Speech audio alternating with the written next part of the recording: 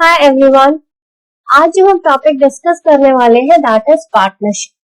Forms of business organisation में ये हमारा सेकंड टॉपिक है। हमने सोल प्रोप्राइटरशिप डिस्कस किया है, उसके बाद हमने पार्टनरशिप भी डिस्कस किया है, जिसमें हमने what is partnership, what are the essential features of a partnership and who all can be the partners, registration of a partnership firm, ये सारी चीजें डिस्कस की है, जिसका लिंक मैं डिस्क्रिप्शन में डाल दूंगी, आप उसको भी देख सकते हैं।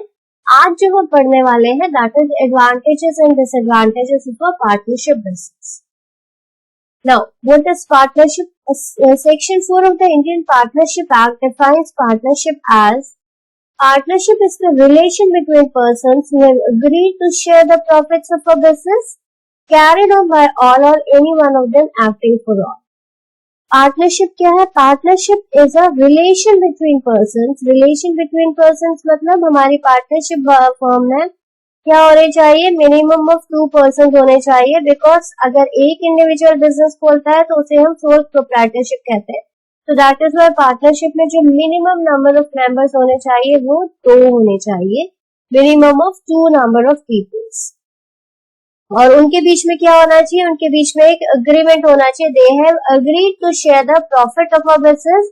उनके बीच में एक एग्रीमेंट होना चाहिए, कॉन्ट्रैक्ट होना चाहिए। It can be expressed, it can be implied, it can be written और इट कैन बी ओरल। कुछ भी हो सकता है, रिटन भी हो सकता है, आप ओरल में भी कर सकते हो, आप एक्सप्रेस्ड भी कर सकते हो, आप इम्प्लाइड भी कर सकते हो। इम्प्लाइड का मतलब होता है बिना बोले हुए समझ लेना दूसरे की बात।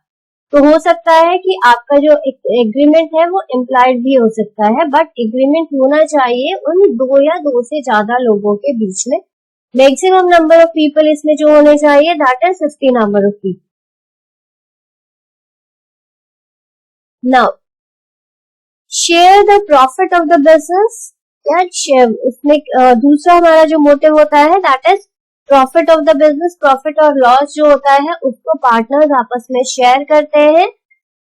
देन उसके बाद में हमारा एक बिजनेस होना चाहिए, जो पार्टनरशिप फर्म होनी चाहिए। ये किस लिए होनी चाहिए? ये एक बिजनेस को चलाने के लिए, इस पार्टनरशिप बिजनेस का डेवलपमेंट होना चाहिए, या एग्रीमेंट जो होता है वो बिजनेस को स्टार्ट करने के लिए होना चाहिए, तभी हम उसे पार्टनरशिप कहेंगे। और नेक्स्ट है हमारा कि ये सारे लोग, हो सकता है कि पार्टनरशिप में सारे लोग मिलके बिजनेस करना चाहें, और ऐसा भी जरूरी नहीं है कि सबको मिलके बिजनेस करना है। हो सकता है कि एक इंडिविजुअल सबको रिप्रेजेंट करके बिजनेस के डिसीजंस को ले सकता है।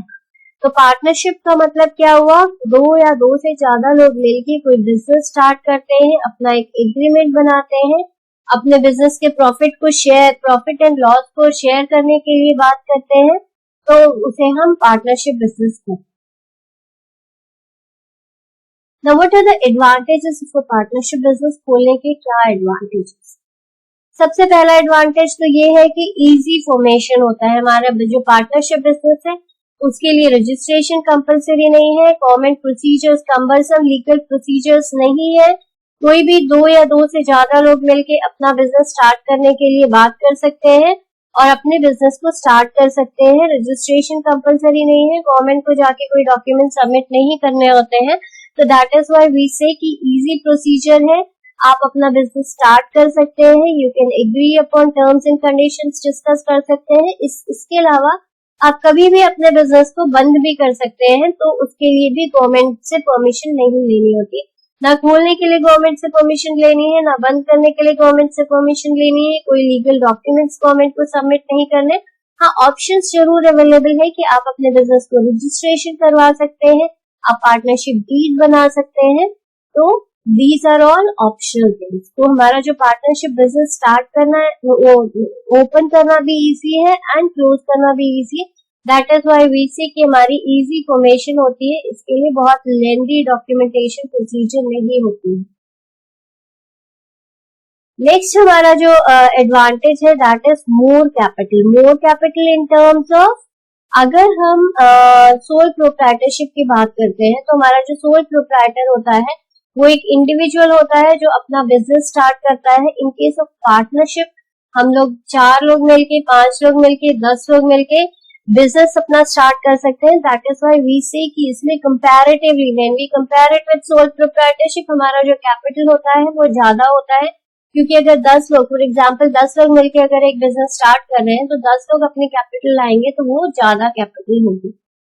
ना जॉइंट एफर्ट्स, नेक्स्ट हमारा जो एडवांटेज है जॉइंट एफर्ट्स, विच मीन्स कि हमारी जो स्किल्स होती हैं उसमें भी हमारे जो एफर्ट्स होते हैं, in case of sole proprietorship एक ही इंडिविजुअल ही has to manage his all the businesses, इसमें हमारे जो पार्टनर्स होते हैं वो सारे लोग जॉइंटली अपने बिजनेस को करने के लिए हेल्प कर सकते हैं। Decision making, collective decision making next point है हमारा। कलेक्टिव डिसीजन मेकिंग मीन्स कि हम लोग एक साथ मिलकर डिसीजन लेते हैं, तो डिसीजन हमारे क्या हो सकते हैं, ज्यादा रिलायबल हो सकते हैं।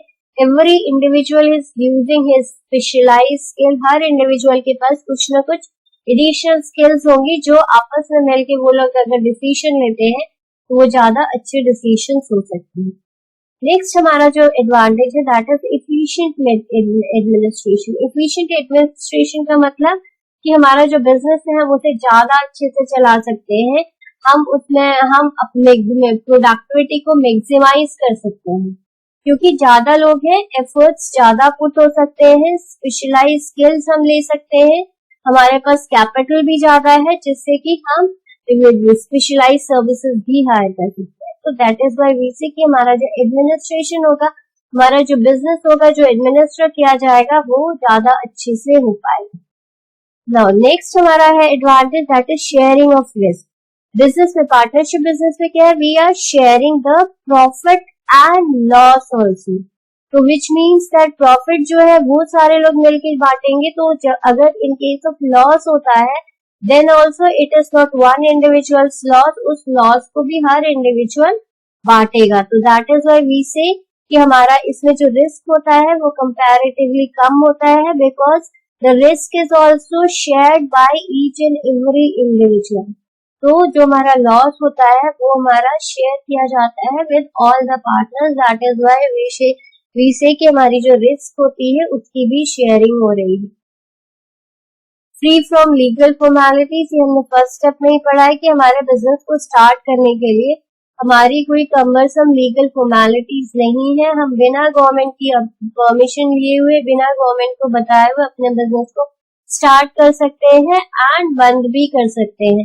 तो that is why we say कि कमरसम लीगल फॉर्मेलिटीज नहीं है हमारे पार्टनरशिप बिजनेस को स्टार्ट करने के लिए। नेक्स्ट है हमारा flexibility. Flexibility again in terms of कि हमारे जो डिसीजंस हैं, ऑल द पार्टनर्स, जितने भी पार्टनर्स हैं वो लोग अपने हिसाब से, अपनी रिक्वायरमेंट के हिसाब से कैपिटल ला सकते हैं, अपनी रिक्वायरमेंट के हिसाब से वो लोग अपनी म्यूचुअल कॉन्सेंट के बेसिस पे डिसीजंस ले सकते हैं। तो that is why we say कि ये बिजनेस भी काफी फ्लेक्सिबल है। इसमें भी गवर्नमेंट के रूल्स, रेगुलेशंस, नॉर्म्स जो होते हैं वो मिनिमम होते हैं और कुछ कंडीशंस में बिल्कुल नहीं होते हैं। तो that is why we say कि this business is also quite flexible, क्योंकि इसमें ना बंद करने के लिए हमें गवर्नमेंट से परमिशन लेनी है, इवन क्लोजिंग के लिए भी हमें परमिशन नहीं लेनी है। रिस्क सारे लोग शेयर करेंगे। लीगल फॉर्मेलिटीज, रजिस्ट्रेशन कंपलसरी नहीं है, रजिस्ट्रेशन भी ऑप्शनल है। तो दैट इज व्हाई वी से this form of partnership business is also quite flexible. इसमें गवर्नमेंट ने काफी सारी फ्लेक्सिबिलिटीज की हुई है इंडिविजुअल्स को, वो अपने हिसाब से अपने बिजनेस को, अपनी कैपेबिलिटीज, अपनी स्किल्स, अपने कैपिटल के हिसाब से बिजनेस चला सकते हैं। Now everything has its own disadvantages. जब हम डिसएडवांटेजेस में आते हैं पार्टनरशिप बिजनेस के, तो unlimited liability, one of the important disadvantage is जो लायबिलिटी। अनलिमिटेड लायबिलिटी का मतलब होता है कि हमारी जो देनदारी होती है, हम जब अपना बिजनेस स्टार्ट करते हैं तो हमारा, मान लो कि हमारे बिजनेस में जब हमें लॉस हो जाता है तो हमारा अनलिमिटेड लायबिलिटी का मतलब होता है कि हमें हमारी पर्सनल प्रॉपर्टी को बेच के भी अपने जो हम कह सकते हैं कि हमारी जो लायबिलिटीज होती है, हमारे बिजनेस की जो लायबिलिटीज होती है वो हमारी लायबिलिटीज बन जाती है और हमें उन लायबिलिटीज को पे करना होता है। तो अनलिमिटेड लायबिलिटी का मतलब ये है कि हमारा बिजनेस और बिजनेसमैन एक ही पर्सन है, बिजनेस में अगर लॉस होता है तो बिजनेसमैन को अपनी पर्सनल प्रॉपर्टीज को बेच के, घर, गाड़ी, बंगला, ज्वेलरी जो कुछ भी है उसे बेच के अपने बिजनेस के लॉस को पे करना पड़ेगा। नेक्स्ट है हमारा delay in decision making. Delay in decision making in terms of जहां पर 4, 5, 6, 7, 8 और 10 लोग मिलकर अगर बिजनेस स्टार्ट कर रहे हैं तो डिसीजन मेकिंग में हमारा म्यूचुअल कॉन्सेंट के बिना हमारा कोई भी डिसीजन नहीं लिया जा सकता है। तो that is why we say कि कई बार डिसीजन लेने में हमारे टाइम लग सकता है, बिकॉज जो सारे पार्टनर्स है उन सबको एक डिसीजन पे अग्री करने में कई बार एग्रीमेंट बहुत डिलेड हो जाता है या फिर एग्रीमेंट पॉसिबल नहीं हो पाता है। डिफरेंट ऑप्शंस हमें चूज करने होते हैं। That is why we say कि डिसीजन मेकिंग कई बार बहुत ज्यादा टाइम कंज्यूमिंग हो जाता है। एडमिनिस्ट्रेटिव कॉम्प्लेक्सिटी, अगेन हमारा जो नेक्स्ट डिसएडवांटेज है एडमिनिस्ट्रेटिव कॉम्प्लेक्सिटी। जितना ही हमने कहा कि हमारे जितने पार्टनर्स होते हैं, इसके एडवांटेजेस में भी पढ़ा था कि इजी एडमिनिस्ट्रेशन होता है, but again at the same time जब हमारा कॉन्सेंट बन रहा है, जब हमारे जिन डिसीजंस को सब लोग इजीली मान रहे हैं या सब लोग को उस डिसीजन पे अग्री कर रहे हैं, उस कंडीशन में तो हम कहेंगे it is one of the advantage, because सारे लोग मिलके बिजनेस कर रहे हैं, सारे लोग अपनी स्किल्स लगा रहे हैं, सारे लोग की, तो that is why it is good. But at the same time जब हमारा जो पार्टनर्स होते हैं उनके बीच में अच्छे से कोऑर्डिनेशन नहीं हो पा रहा होता है या फिर कई सारे डिसीजन व्यू पॉइंट्स नहीं मैच कर पा रहे होते हैं, तो उस कंडीशन में हमें डिसीजन लेने में भी मुश्किल होती है और डिसीजंस को इम्प्लीमेंट करने में, बिजनेस को एडमिनिस्टर करने में भी मुश्किल होती है। क्यों? क्योंकि सारे पार्टनर्स एक डिसीजन के लिए अग्रीड बहुत जल्दी नहीं होते हैं या सबके अलग अलग ओपिनियंस होते हैं एक डिसीजन के प्रति, तो हमारा एडमिनिस्ट्रेशन करना भी बिजनेस में इजीली पॉसिबल नहीं हो पाता है। It is also complex. एक काम को करने के लिए बहुत सारे लोग अपना दिमाग लगा रहे हैं और बहुत सारे लोगों के जब व्यूज नहीं मिल रहे होते हैं तो बहुत ज्यादा कॉम्प्लेक्स हो सकता है हमारा partnership. Limitation of capital. Limitation of capital हमने एडवांटेज में भी पढ़ा था कि हमारे पास बहुत सारी कैपिटल होती है, but when we compare it with the joint stock company, अगर हम इसे कंपेयर करते हैं विद द सोल प्रोप्राइटरशिप, तो सोल प्रोप्राइटरशिप में तो एक इंडिविजुअल पैसा लाता है, एक इंडिविजुअल अपना कैपिटल लगाता है, तो उसका लिमिटेड अमाउंट होगा। इस बिजनेस पार्टनरशिप बिजनेस में कुछ लोग मिलकर अपना पैसा लगाते हैं, तो when we compare it with sole proprietorship तो ये बिजनेस उससे ज्यादा बड़ा होता है क्योंकि इसमें कुछ ज्यादा लोगों के पैसे लगे होते हैं, तो वो पैसा ज्यादा होता है। But when we compare it with joint stock company, joint stock company से अगर हम इसे कंपेयर करते हैं तो देन अगेन यहाँ पर भी जॉइंट स्टॉक कंपनी में तो जितने भी शेयर होल्डर्स उसके होते हैं वो सारे ही उसके मालिक होते हैं, तो उस कंडीशन में इसमें जो लोग होते हैं वो काफी कम होते हैं। तो दैट इज व्हाई वी सी कि हमारी जो कैपिटल होती है, कई बार हो सकता है कि हमें लगे कि हमारे पास इतनी कैपिटल नहीं है कि हम अपने बिजनेस को बहुत ज्यादा अच्छे से फ्लरिश कर सकते। नाउ नेक्स्ट हमारा risk of joint responsibilities. Risk of joint responsibilities, ये हम रिस्क इसलिए कह रहे हैं क्योंकि कई बार joint responsibilities is nobody's responsibilities, because हर कोई अपनी रिस्पॉन्सिबिलिटी को दूसरे पे टालता चला जाता है कि he is going to do that work, he is going to do that work, he is going to take the responsibility. और जॉइंट रिस्पॉन्सिबिलिटी कई बार कोई भी रिस्पॉन्सिबिलिटी लेने के लिए तैयार नहीं होता है, तो that is why we say कि जॉइंट रिस्पॉन्सिबिलिटी कई बार नन्स रिस्पॉन्सिबिलिटी हो जाती है और उस एफर्ट्स को हम कहते कई बार कि फॉर एग्जांपल मान लो कि हमने एक डिसीजन लिया, उससे लॉस हो गया, तो दैट इज डिसीजन तो सबने मिल के लिया था, बट इट इज कोई भी अपने ऊपर लेने के लिए तैयार नहीं होगा कि मैंने ये डिसीजन लिया था। इट इज एवरीबडी की सबने मिलके ये डिसीजन लिया था, that is why it has happened. Now next है हमारा लैक ऑफ म्यूचुअल ट्रस्ट। कई बार हो सकता है हमारे पार्टनरशिप में बहुत सारे लोग हमारे पार्टनर्स हैं, हमारे म्यूचुअल ट्रस्ट एक दूसरे पे नहीं है। हमारा जो पार्टनरशिप बिजनेस होता है वो म्यूचुअल ट्रस्ट एंड कॉन्फिडेंस पे चलता है, तो कई बार हो सकता है अगर इंडिविजुअल्स को एक दूसरे पे ट्रस्ट नहीं है तो उस वजह से हमारी पार्टनरशिप बिजनेस कहीं ना कहीं हमारा ये बिजनेस हैम्पर करे। नाउ नेक्स्ट हमारा डिसएडवांटेज है lack of team spirit. Partnership जहाँ पर भी लोग, नॉट ओनली इन पार्टनरशिप, जहाँ पर भी लोग, कुछ लोग, एक ग्रुप होता है जो मिल के काम कर रहा होता है, वहाँ पे टीम स्पिरिट का होना बहुत जरूरी है।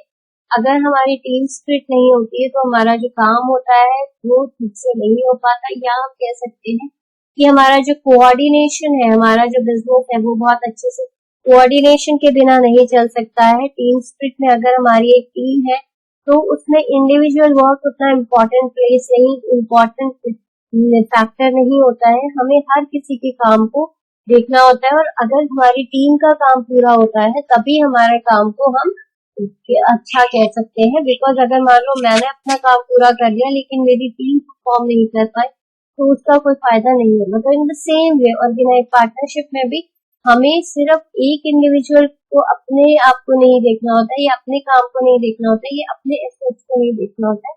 हर इंडिविजुअल जब अपने, हर पार्टनर अपनी तरफ से बेस्ट एफर्ट्स पुट करेगा, देन ऑल्सो हमारा जो पार्टनरशिप बिजनेस है वो अच्छे से फ्लरिश कर पाएगा।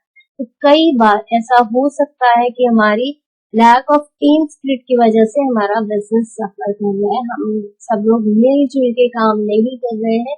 इट कैन बी हमें, और it is also the result of कि हमें म्यूचुअल ट्रस्ट नहीं है, दैट इज वाई हमारी टीम स्पिरिट नहीं है हमारी बिजनेस में, दैट इज वाई हमारा जो पार्टनरशिप है, कई बार हमारी पार्टनरशिप बिजनेस इस वजह से हैम्पर कर सकती है, या कहीं ना कहीं पे सेटबैक हो सकता है। So I think you would have understood what are the advantages and what are the disadvantages of partnership business. Please like, share and subscribe. Thank you.